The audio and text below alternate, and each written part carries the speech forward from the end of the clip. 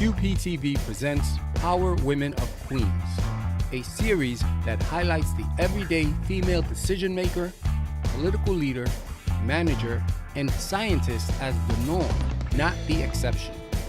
The women featured are everyday women, mothers, wives, sisters, and co-workers whose actions have contributed to the Queens community.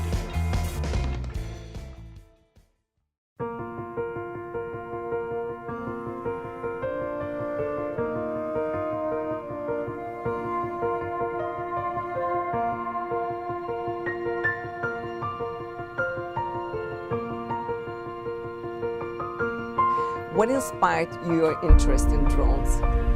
Well, believe it or not, although I teach here, the students teach me also. And it was my students that got me excited about drones about 5 years ago. So one of the courses that I teach is current topics in aviation, and the students can come in and talk about any current topic. And about 5 years ago, a number of students were coming in talking about these new drones that were on the market, and the cinematography and the videography, and so I caught the bug, and that's where we are today. So they changed my life. How so? Well, I'm an aviation attorney. I'm retired from the FAA. I was teaching here at Vaughn, and now I am totally involved in flying drones, lecturing all over the country about drones, teaching drone laws, very active in the drone community. So yeah, so Vaughn changed my life. My students changed my life. And where do you mostly fly drones? Well, I mostly fly wherever I am, except for New York City. So I live in Westchester. I fly there. I take my drone all over the country. I fly in Florida a lot, in the Florida Keys. So pretty much where I am. I saw your Instagram page and it looks amazing. Is that all your drone, that's all from your drone photography? Probably like 90%. When I'm in China, I don't fly my drones, but I do take pictures, but mostly it's my drone photography. Why not in China?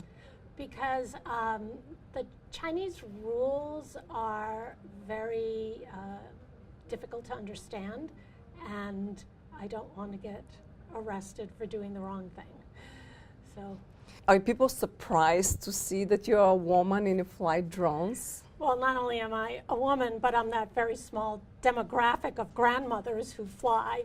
So I have not met any resistance at all. In fact, a lot of young people come to me for advice because I'm a drone lawyer. But I have been welcomed in the community. I think it's a lot more competitive for young women.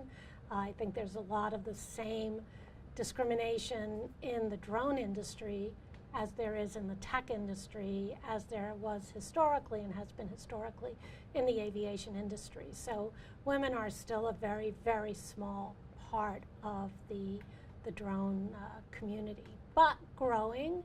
And we do have an organization or a Facebook group for women who drone, and it's a really good place for women to come together and support each other. I know you mentioned that there are less women in tech, but do you see a difference from 5 years ago?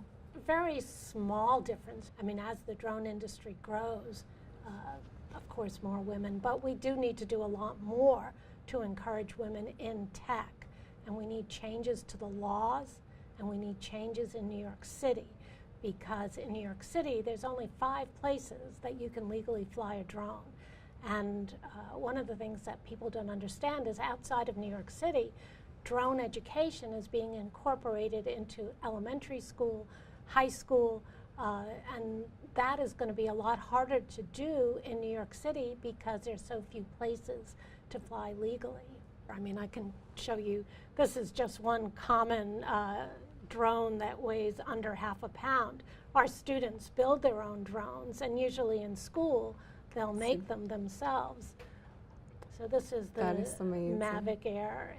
So I know the weight matters for if you need a license or not. Well, that is another legal issue and a problem.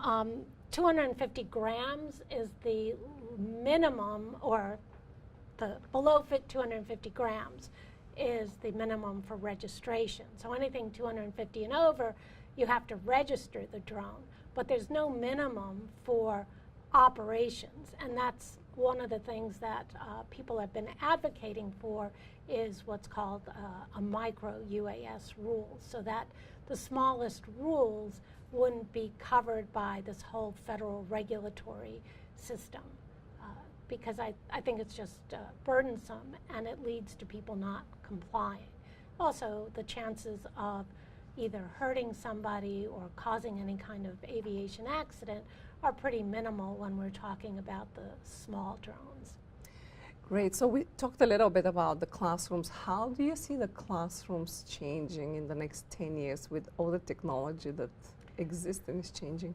Well, one of the things that I think is really exciting for students is the whole idea of competitive racing with drones. So FPV, if you've heard of that, first-person view, the students here and I think in high school, and even my grandchildren that are 3 and 6 years old, love to see racing drones. So the thing about racing is that they build them, they program them, they fly them, they compete. It's just a great way to get them really out of the classroom and using the skills that they learn in the classroom and then being out instead of playing video games or watching TV. So that's just one thing that I see. I see drones becoming something that people have in their homes. So, for example, I do my own roof inspections. I mean, not that amazing. not that I analyze it. So I take the pictures and I take them to someone to look at them. And one of my homes in the Keys was damaged by the hurricane. And I was down there, I could take drone shots, send it to my contractor 150 miles away, and he could give me an estimate without having to drive down to the Keys. I've taken photos before and after the hurricane that are going to be part of a book that's being done on the impacts of the hurricane in the Keys. So, yeah, I definitely think there's a lot of... That is one use that we'll never think about. But what are some of the ways that you see it in the future, how people can implement in their daily life, besides taking photos of their roof?